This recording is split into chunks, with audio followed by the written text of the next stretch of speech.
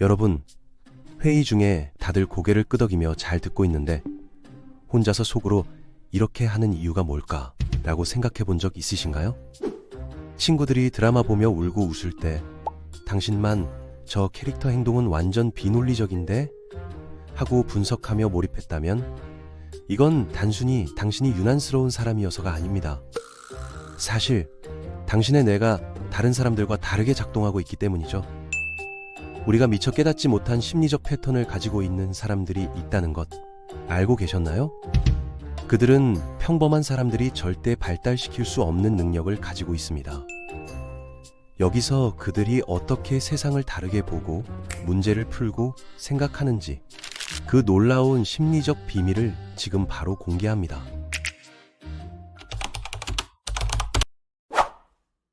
먼저 이런 사람들의 가장 두드러진 특징부터 말씀드리면 이들은 보이지 않는 연결고리를 끊임없이 발견해냅니다. 대부분의 사람들은 각각의 사건을 독립적으로 바라보죠.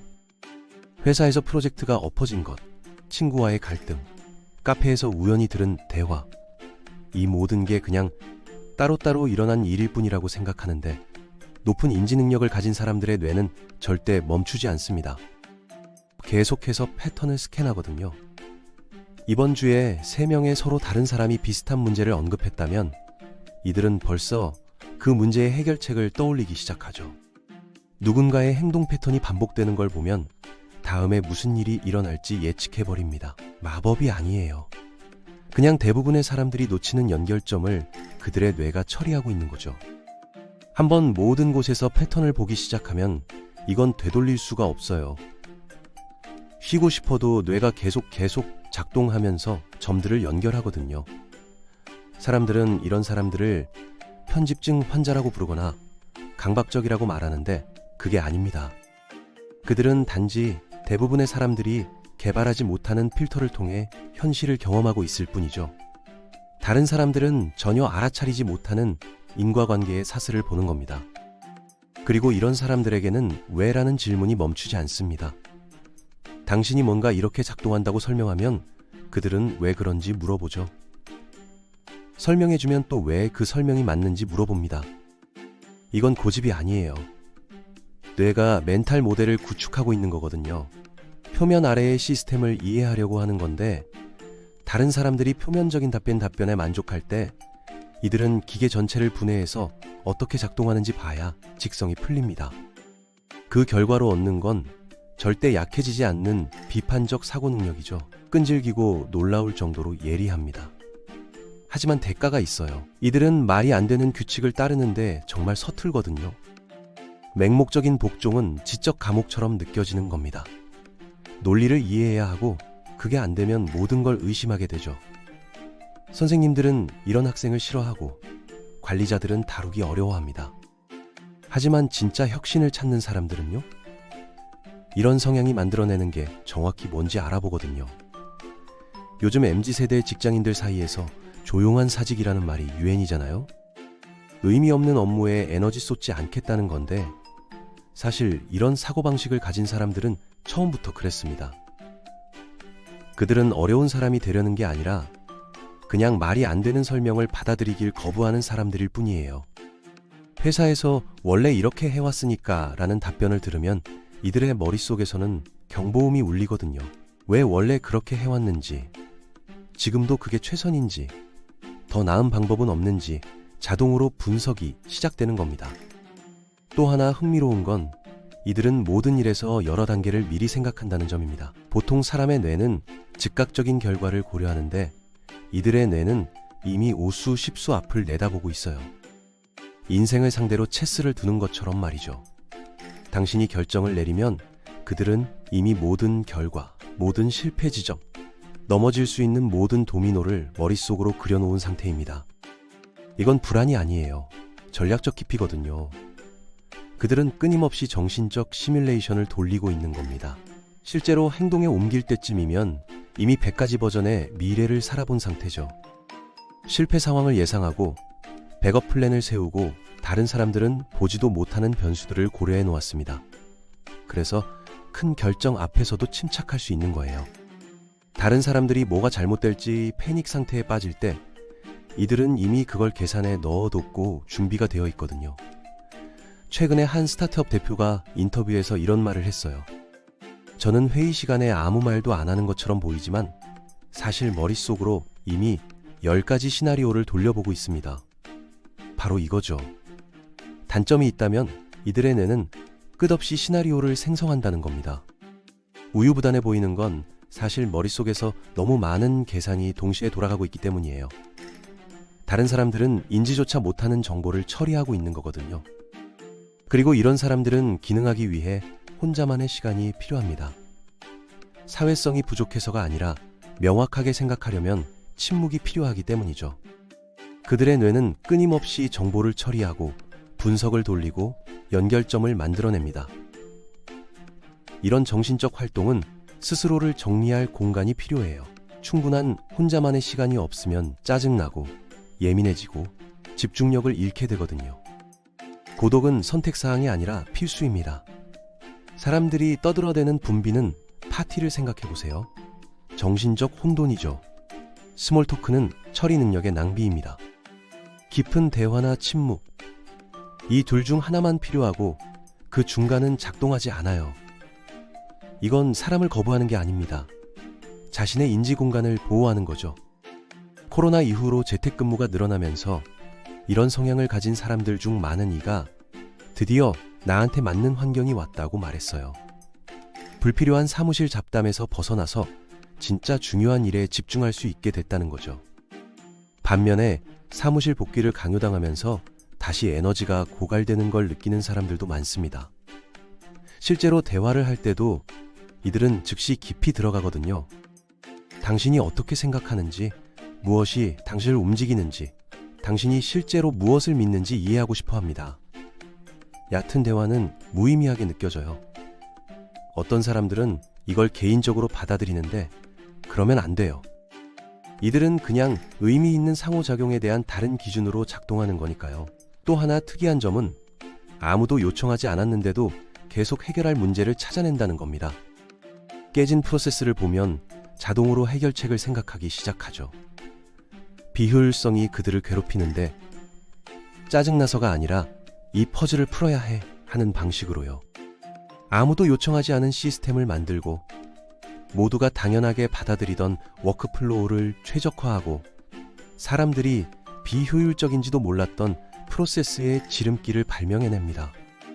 이들에게 문제 해결은 뇌가 노는 방식이에요. 인정받으려는 게 아니라 해결 그 자체를 위한 거죠. 마찰이 생기는 지점은 다른 사람들이 명백한 해결책을 보지 못할 때 그들이 좌절한다는 겁니다. 자기에게는 너무나 명확한 것들이 다른 사람들에게는 보이지 않기 때문입니다. 요즘 직장에서 린 스타트업이나 애자일 방법론 같은 것들이 유행하잖아요. 사실 이런 사람들은 평생 그렇게 살아왔어요. 비효율을 보면 못 견디는 거죠. 팀 프로젝트 할 때 다른 사람들은 뭐 이 정도면 되지 않아 라고 하는데 이들만 아니 이거 이렇게 하면 시간 반으로 줄일 수 있는데 왜 안 바꿔? 하고 있습니다. 때로는 성가신 사람처럼 보이지만 실제로는 비효율을 물리적 불편함처럼 경험하는 뇌를 가진 거예요. 계속 긁어야 하는 가려움 같은 거죠. 그리고 이들은 자기 자신에게 잔인할 정도로 정직합니다. 뭔가 잘못되면 상황이나 다른 사람을 탓하지 않아요.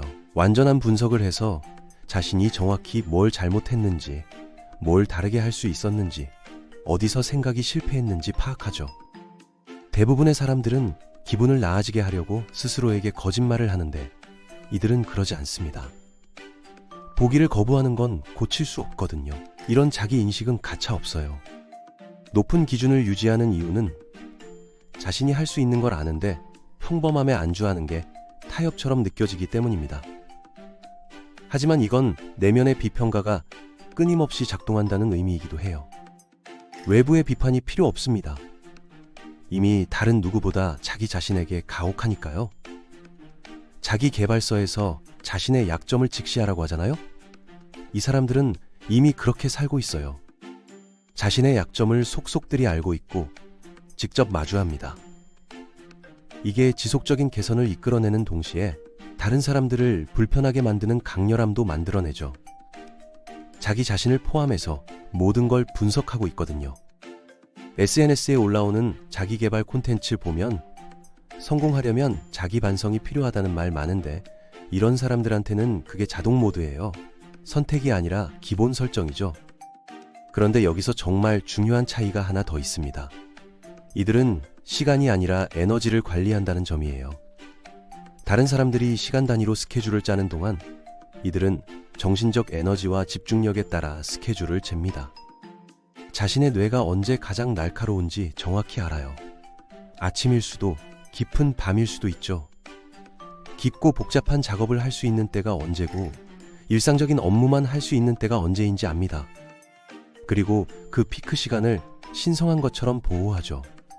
왜냐하면 대부분의 사람들이 절대 알아내지 못하는 걸 이해하고 있거든요. 시간은 정해져 있지만 정신적 에너지는 그렇지 않다는 걸요. 시간을 더 만들 수는 없지만 전략적이지 않으면 가지고 있는 모든 집중력을 낭비할 수 있습니다. 그래서 특정 작업들을 묶어서 처리하고 뇌가 가장 강할 때를 위해 가장 깊은 사고를 보호하고 에너지가 낮을 때는 단순한 업무를 합니다. 게으름이 아니라 최적화예요. 다른 사람들은 평생 생산성을 왜 유지하지 못하는지 궁금해하는데 이들은 이미 알아냈거든요. 더 열심히 일하는 게 아니라요. 뇌가 실제로 최고의 작업을 할 수 있을 때 일하는 거죠. 요즘 유행하는 디버크 개념 있잖아요. 이 사람들은 그 책이 나오기 훨씬 전부터 그렇게 살아왔습니다. 오전 10시에서 12시 사이에 뇌가 최상이라는 걸 알면 그 시간에는 절대 회의를 잡지 않아요. 이메일도 안 봅니다. 가장 중요하고 복잡한 문제에만 집중하죠. 오후 3시에 에너지가 떨어진다는 걸 알면 그때는 단순 반복 업무나 정리 작업을 합니다. 이게 바로 진짜 생산성이에요. 하지만 여기서 아무도 말하지 않는 게 있습니다. 이런 패턴들에는 대부분의 사람들이 보지 못하는 대가가 따라온다는 거예요. 이렇게 생각하면 그냥 끌 수가 없거든요. 다른 사람들처럼 섞여서 모든 걸 받아들일 수가 없습니다. 논리의 빈틈, 시스템의 비효율, 다른 사람들이 놓치는 패턴들을 끊임없이 인식하게 돼요. 그리고 그 인식이 당신을 고립시킵니다. 고립되고 싶어서가 아니라 대부분의 대화가 얕게 느껴지기 때문이죠. 사람들이 스트레스 받는 대부분의 문제들이 해결하기 명백해 보이고 사람들이 빠져드는 대부분의 드라마가 완전히 피할 수 있는 것처럼 느껴집니다. 우월하려는 게 아니에요. 그냥 뭐가 말이 되는지에 대한 다른 기준선으로 작동하고 있을 뿐이죠. 그리고 가장 힘든 부분은 이렇게 생각하지 않는 사람에게 이걸 설명하는 게 거의 불가능하다는 겁니다. 그들은 왜 당신이 생각을 처리하기 위해 몇 시간씩 혼자 있어야 하는지 이해하지 못해요. 답을 받아들이지 않고 그 뒤의 시스템을 이해해야 하는지 이해하지 못합니다. 그들은 당신이 일을 너무 복잡하게 만든다고 생각하죠. 당신은 그냥 실제로 거기 있는 걸 보고 있을 뿐인데 말이에요. 이게 바로 높은 인지 능력을 가진 사람들이 종종 오해받는 이유입니다. 특별해서가 아니라 그들의 인지적 현실이 진짜로 다르기 때문이에요. 다른 게임을 다른 규칙으로 하고 있는데 대부분의 사람들은 그 게임이 존재한다는 것조차 모르거든요. 여기서 또 하나 그들을 구분짓는 게 있습니다. 대부분의 사람들이 하는 방식으로 외부 검증을 필요로 하지 않아요. 자신감이 있어서가 아니라 대중의 의견보다 자신의 분석을 신뢰하는 법을 배웠기 때문입니다.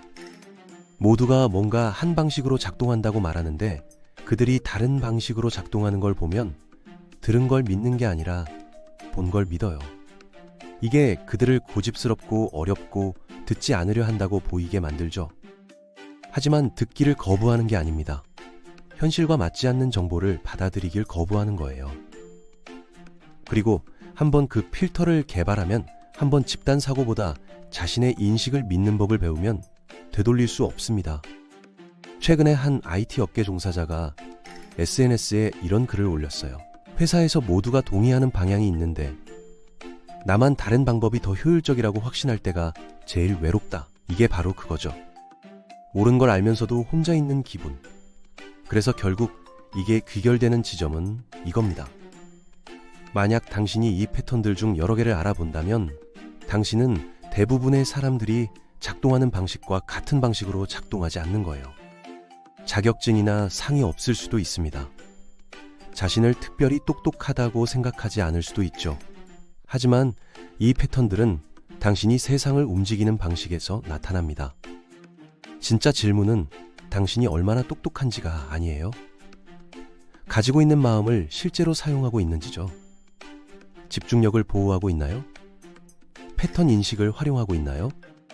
왜 당신이 필요한 걸 필요로 하는지 이해하는 사람들과 함께하고 있나요? 이게 실제로 중요한 것들입니다. 대부분의 사람들은 이걸 절대 알아내지 못하거든요. 당신이 이 얘기를 듣고 얘기네 하고 생각했다면 축하할 일도 아니고 슬퍼할 일도 아닙니다. 그냥 당신이 누군지를 아는 거죠. 그리고 그걸 아는 게 시작입니다. 많은 사람들이 평생 자기가 왜 다르게 느껴지는지 모르고 살아가요. 왜 다른 사람들과 보조를 맞추기 힘든지, 왜 혼자 있어야 숨을 쉴 것 같은지 모르죠. 이제 당신은 압니다. 그리고 아는 것만으로도 이미 반은 온 겁니다. 나머지 반은 이 이해를 가지고 뭘 할 건지 결정하는 거고요. 자신과 싸울 건가요? 아니면 자신을 받아들이고 그에 맞게 삶을 설계할 건가요? 정답은 명백합니다. 하지만 실행은 쉽지 않죠. 왜냐하면 세상은 이런 방식으로 작동하는 사람들을 위해 만들어지지 않았거든요. 9시에서 6시까지 사무실에 앉아있고 정해진 시간에 점심 먹고 모두와 같은 속도로 일하라고 요구하죠. 하지만 당신의 뇌는 그렇게 작동하지 않습니다. 그리고 그건 문제가 아니에요. 그냥 현실일 뿐이죠. 받아들이고 그 안에서 당신만의 방식을 찾아야 합니다. 혼자만의 시간이 필요하면 만들어내세요. 피크 시간이 새벽 2시라면 그때 일하세요. 얕은 대화가 에너지를 빼앗는다면 깊은 대화를 나눌 수 있는 사람 몇 명만 곁에 두세요. 당신의 뇌가 작동하는 방식을 부끄러워하지 마세요. 오히려 그걸 무기로 만드세요. 당신이 보는 패턴, 당신이 예측하는 미래, 당신이 찾아내는 비효율, 이 모든 게 가치입니다. 세상은 이런 사람들을 필요로 해요. 혁신은 모두가 보지 못하는 걸 보는 사람에게서 나오거든요. 문제는 당신이 다르다는 게 아니라 그 다름을 어떻게 활용하느냐입니다. 마지막으로 이것만 기억하세요. 당신이 외롭다고 느낄 때, 이해받지 못한다고 느낄 때, 그건 당신이 틀렸다는 뜻이 아니에요. 단지 다른 주파수로 작동하고 있다는 뜻이죠. 그리고 언젠가 당신과 같은 주파수로 작동하는 사람을 만나게 될 겁니다. 그때 당신은 알게 되죠. 나만 이런 게 아니었구나. 그 순간이 올 때까지 그냥 당신답게 사세요. 당신의 뇌가 작동하는 방식대로 살아가세요. 그게 가장 정직한 삶이니까요. 그리고 결국 그게 가장 의미 있는 삶이기도 합니다.